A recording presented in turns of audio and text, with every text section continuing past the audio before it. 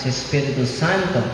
Amen. Ang grasya sa atong Ginoong Jesucristo, gagugma sa Dios, huwag panakiusa sa Espiritu Santo manaa kaninyo. Mga igsuon, naroon kita may mong andam sa pagsaulog dining Santos Kamisa, at ito karong inonsulan, basulan ang tanan natong mga sala. Duman kita sa Panginoon.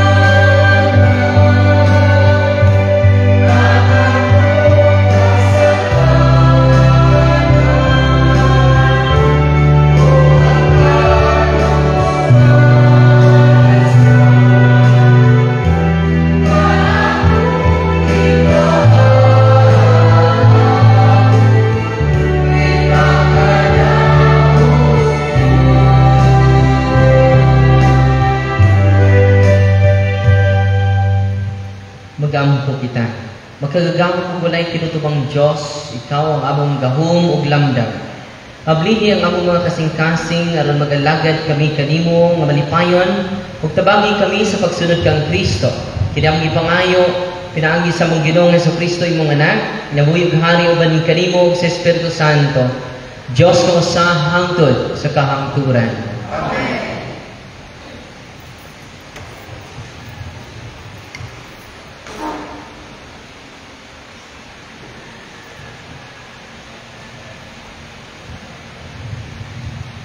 Kinutlo gikan sa sulat ni San Pablo ngadto sa taga-Roma.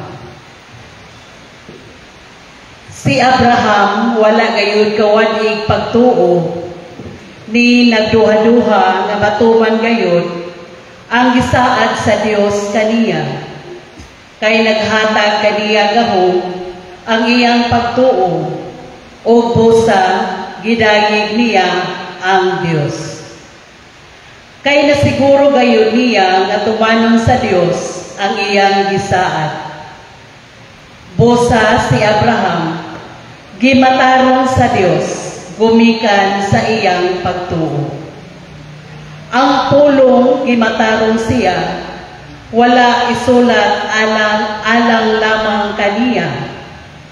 Gisulat ini alang usab kanato nga himuong matarong kay nagtuo man kita kaniya nga nagbanhaw kang Hesus nga atong Ginoo. Gitugyan siya aron patyon tungod sa atong mga sala. O gibanhaw siya aron himuon kita niyang matarong. Ang pulong sa Ginoo. Salamat sa Diyos.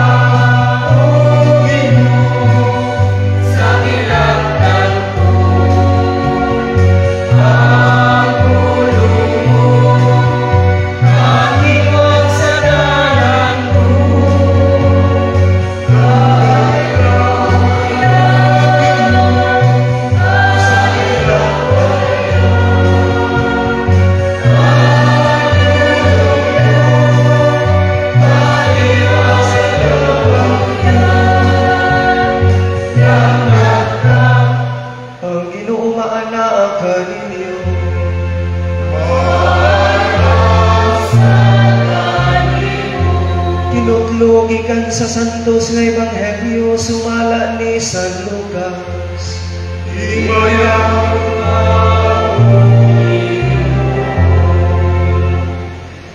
Unya may usa ka tawo didto sa pundok nga miingon kaniya, magtutudlo sultihi ang akong igsuon nga bahinan unta ako niya sa katigayunan nga gibilin kanamo sa among amahan. Si Jesus mitubag kaniya, undo kinsa may naghatag kanako katungod sa paghusay o pagbahin sa katigayunan tali kaninyong duha. Ug mipadayon sa pagsulti kanilang tanan, pagbantay kamo ug likayin ninyo ang bisan unsang kahako. Kay ang tinuod nga kinabuhi sa tao wala diha sa mga butang nga iyang gihuptan, bisan unsa pa siya kadato. Unya misugilon si Jesus kanila ni ining sambingayan. Dihay usa ka dato nga mayuta nga maayog abot na malandong siya. Wala na ako'y kabutangan sa tanan kong abot, unsa may angay kong buhaton. Kini mao ang akong buhaton, mingon siya sa iyang kaugalingon. Gubon ko ang akong kamalig ug magtukod ako og labi pang dako. Diin akong tigumon unya ang abot ug ang uban kong mga kabtangan. Unya moingon ako sa akong kaugalingon, pagkapalaran nimo undo. Anaan na kanimo ang tanang mga butang nga imong gikinahanglan alang sa daghang katuigan. Pagpahayahay na lang, kaon, inom, o paglipay. Ang Diyos, apan ang Diyos miingon kaniya, Uy buang, niini gayong gabi una ikaw mamatay. Unya kinsa may makapalag-iya ni anang tanang butang nga imong gitigom alang sa imong kaugalingon. Kung mitapos si Jesus pag-ingon, mao kini ang mahitabo kanila nga magtigom og mga bahandi alang sa ilang kaugalingon, apan dili dato atubangan sa Dios. Ang Ebanghelyo sa Ginoo.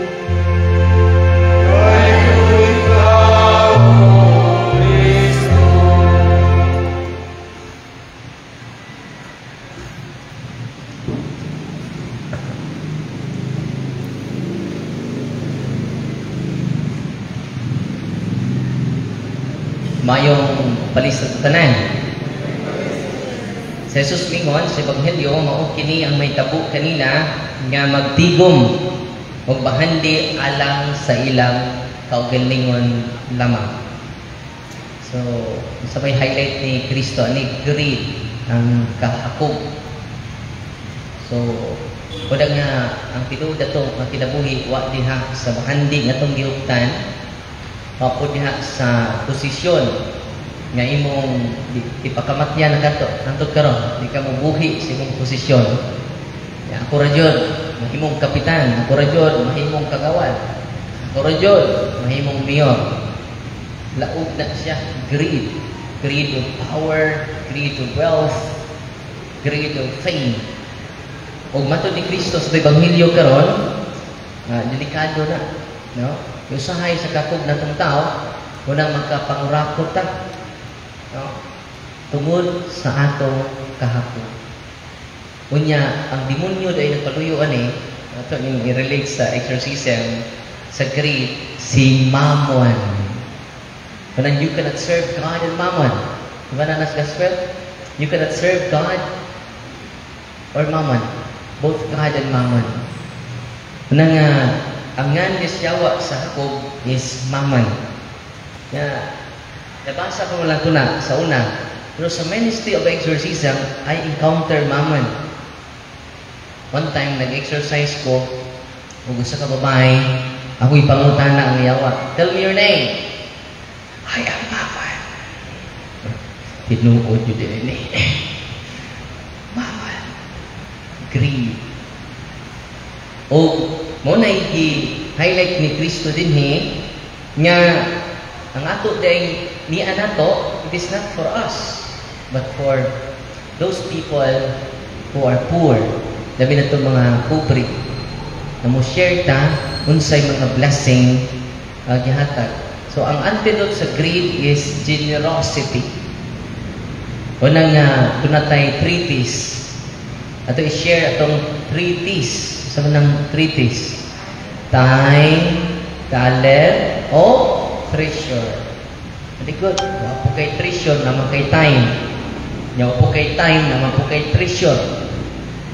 Nya kung wa po kay treasure, wa po kay time, naman po kay talent.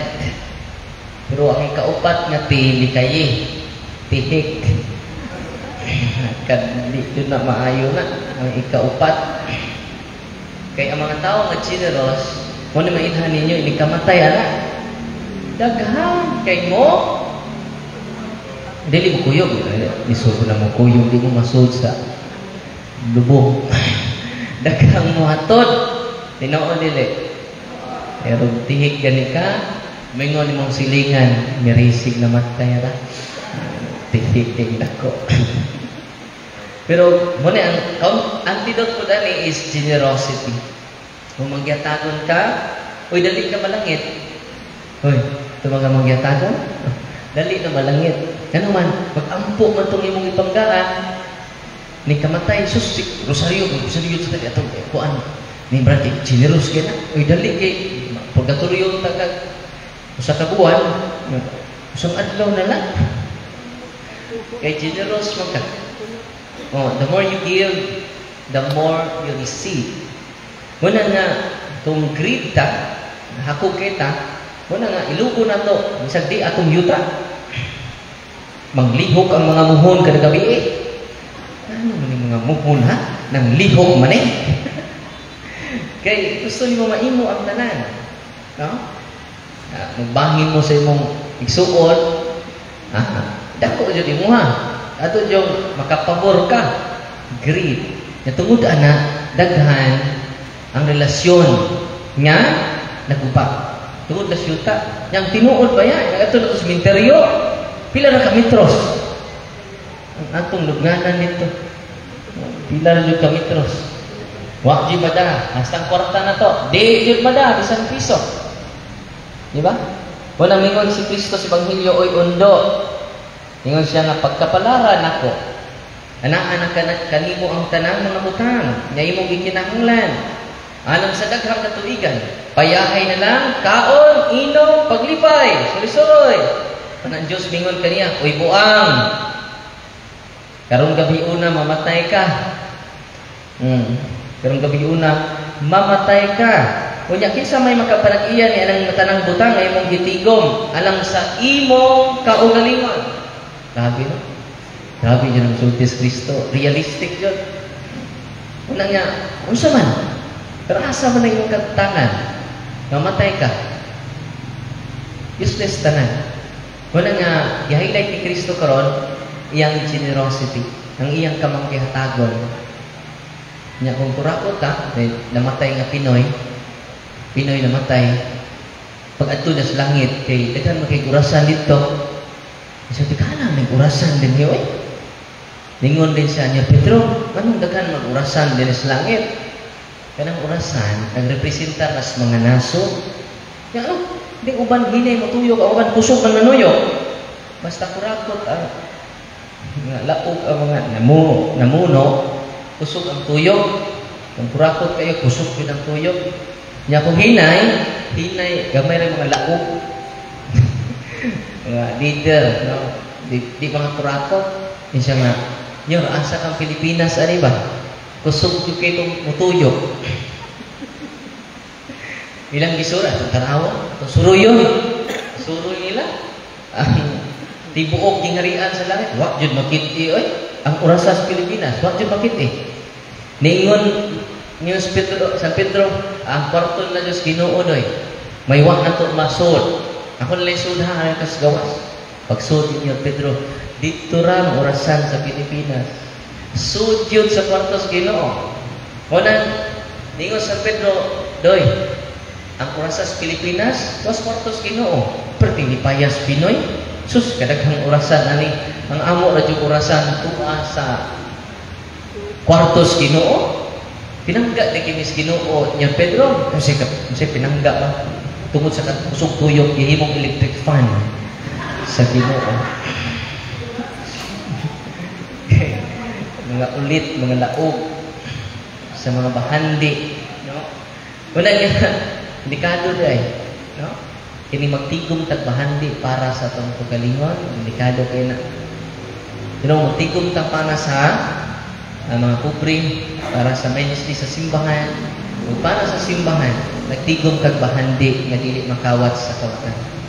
Dili makaon sa taya, dili makutkot sa anay, bahandi nga mulungtad. Kumunang ningon si Kristo, apan dili dato atubangan sa gingarian sa Dios. So kinsa day ang dato atubangan sa gingarian sa Dios? Kadtong manggihatagon.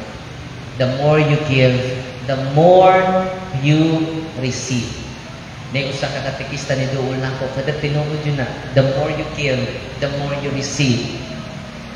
Sa amo ang cluster father, nagsuri-suri mo sa Birhen sa barangay, Birhen sa barangay, kami nang nalipay. Niya ako tutumura father, what jud ko malipay? Kay kinitsuyok sa Birhen, magpa-snacks man ka sa manguban. Ngunyan akong kwarta father, 100 na lang. Para na lang jud ugma sa buntag sa akong pamilya.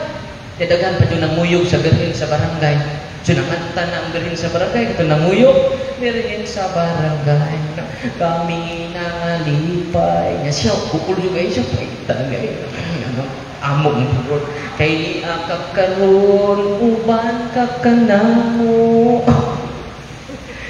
Nya mga, nato nanguyog po, otro po, snacks lagi kuyog. Nya siya, 100 naman yung kwarta. Para ugma, unta ito nga budget. Sudan o ilang sa kilo na lang ng bugas. Kanitabo mo kay sunan. Iya yung ipalit og snacks. Ningon siya sa Mama Mary. Mama Mary, wala dyan may luto ugma. Kaya akong 100, ipa-snacks pa na ko sa nikuyog nimo. Pagka-ugma kay ba mo? Dihay nagpan. Nihunong sa ilang kuanjot sa ilang tultahan sa ilang gate. Iba mo na yung gibutang sa ubos. Tunga sa sako. Nga, bugas. Isa nga, di dyan ipagkuman sa Ginoo. Ang akong 100, ipulihag tunga sa sako nga bugas. Kunya, ginaling pa dyan, bugas naman. Yun siya nga grabe dyan, ka-generous ang Ginoo. Wala nga, way pobre, nga way kahatag, nga wapoy dato, nga wa magkinahanglan. Wala nga, very inspiring kayo ang ating Ebanghelyo karon. Di kaya na to ang katihik, di malipay Ginoo na, di kaya na to ang pagkalaog, manghilog tagyuta, di kaya dyan na to. Gabaan juta. Uy. Gabaan juta. Nya kanang atong mga kamtangan, i-share na to. Labay na sa labaw ng inahanglan.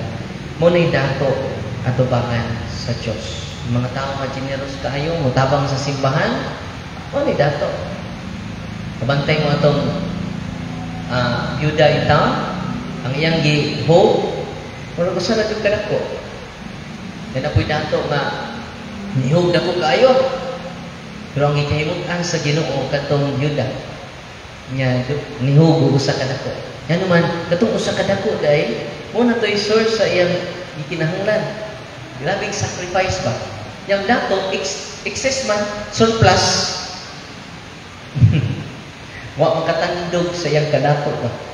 Nagkaroon, hatag ninyo simbahan, hatag ninyo pobre, na masakitan mo hatag ba? Ay, sakita. Aga na. Yan, kung masakitan mo yung hatag, the more blessing madawat ninyo. Nya, matinga ka. Matinga ka. Kaya ang taksanan ni mong gamiton, nagihatag na to sa uban, mausad ang taksanan niya gamiton sa Diyos pagbalik ninyo. O, napay-o, pakapidan ka pa, kutob sa imong maakto. Grabe no? Uy. Grabe din ng generous. Basta generous ka, di ka mahutlan. Dili ka makabsan. Yan naman, magtubod ang mga grasya sa Diyos. Ingon siya, tilaway ko ninyo. Sukda ko ninyo. Kaya ako ang Ginoo nga inyong Diyos. Nainamduman ako. Si Prophet Eliseo sa ito, Elijah. Yang diinan ang Juda. Tulo ka tuig na kapin ang famine sa mong lugar. Yang ilan ang byuda nga lutuig kog torta nga may pasas. Piyaw kay request si Propeta Eliseo. Ilaisa. Lutuig kog torta. Og mingon ang byuda, usa na lang kakumkum nako nga harina. Wala nang amoy ko kay nabilin ako usa na lang kakumkum nga harina. O pila ka tu nga olive oil. Nangamoy ko karon kay mo ni among lutuon before kami mamatay. Kay grabe na ang among kagutom. Tumingon si Propeta Elijah, ngayon siya nga lutuin kog torta. Ayaw kaguon. Dili mahurot ang imong harina. Kay nihatag ka sa pinadala sa Ginoo. Dili mahurot imong lana. O sa ginimo sa byuda. Sa himot na may byuda dere? Hansa ko na ba? Na byuda? Hansa kayo? Ay ko. Hansa. Kaya itong pagitangan. Nanay nanay konseng Hansa ako tawag. So, pinangga kini mga byuda, mga propeta, pinangga tayo. So, si Propeta Eliseo, Elijah, ibaw mo gilituan ni sa byuda si Propeta Elijah, Elias. O tinuod gayod ang gisulti ni Propeta Elias. Nga humana lang gutom, wa mahurot ang iyang harina. Wa mahurot ang iyang lana. Nga naman, sa sekreto, generous. Manghihatato. Kung sa challenge ni Kristo nako, natong tanan, be generous. O dili ka makapsan sa harina. Dili ka makapsan sa lana sa imong kinabuhi. So muna itong pamalandungan karon, nga ko lang na-i-grab the opportunity. Pasalamat ko sa Diyos nagka-himamata karon sa buhay plano. Unya, salamat sa ko sa classmate, buutan kaayo si Father Arthur Manalo. Dili ni anak ni Felix Manalo ha. Nga akong kalibati yung mayaging mga tuig. Classmate jud mi, 5 years mi nag-uban dito sa Seminaryo Mayor di San Carlos. Lipay kami, libre mig paniud to. Ito din taon ang tinais kubre. Nagusog ang mga bitok sa lamian kaayong sabaw sa mga Marta diri sa atong parokya. Nindot kay inyong parokya dyan, nindot kaayo. Yung mabalik ko noong January puhon. Kung di pa patyod sa Ginoo. Ay, simba ko. Di ba na madag simba ko. Naman nila, oy, undo, mamatay ka ng dumi. Mata kay bawa. Anytime na takuha sa Ginoo. Uy.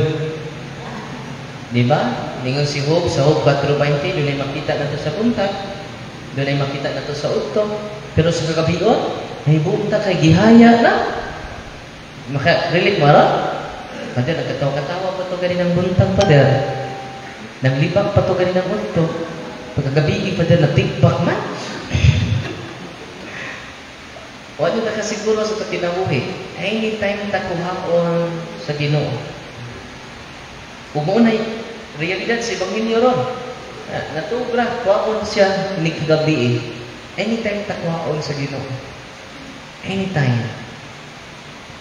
Kung kuhaon na taon niya, uy, kuhaon taon niya, di ba naman nagsimba ko? Uy. Madaan nagsimba ko. Antong Kubris Saiso, Idumigdila, invite me sa mong kaubang deliverance minister. Na yung anak dito, 16 years old. Niya, natakitabi kami. Pag October 13, namatay ang bata. 16 years old. Nabi no, kalitan mo ko kay takitabi kami pag October 6, fiesta. 16 years old. Ang tikayo. Kalit lang kayo dyan. Wala nga katong mga arang-arangan din, i-share na dyan na niyang bahan din. Uy, paminaw mo. Kung sa may i-share niyo dito sa simbahan, no? Kung sa mo kanindot nga to simbahan. Unya, ini kamatayin niyo dito sa langit. Mura o pitis ba? Di na mo agi purgatorio eh. Si San Pedro po, makalita San Pedro. May libro, pakli si San Pedro dito. Isa man yung mga nalista din niya ron. No? Okay, kinsa ni? Samtang napakli si San Pedro din yun. Matay magkalit. Uy! Kinsa ni? Karoon paglikat. Matay! Ano na? Dikso magkalangit. Senyor, generous kay ko nyo.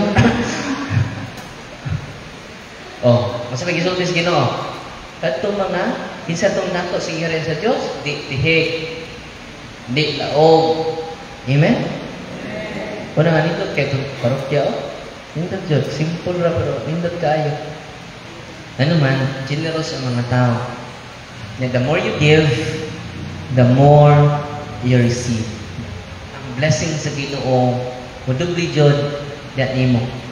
Kaya Ginoo na may mabahos sa ato. O di yung ka mahugdan. O di Diyod. No? Wala nga, okay, plano mo wali. May private mass, tunta nila. Pero okay lang. No?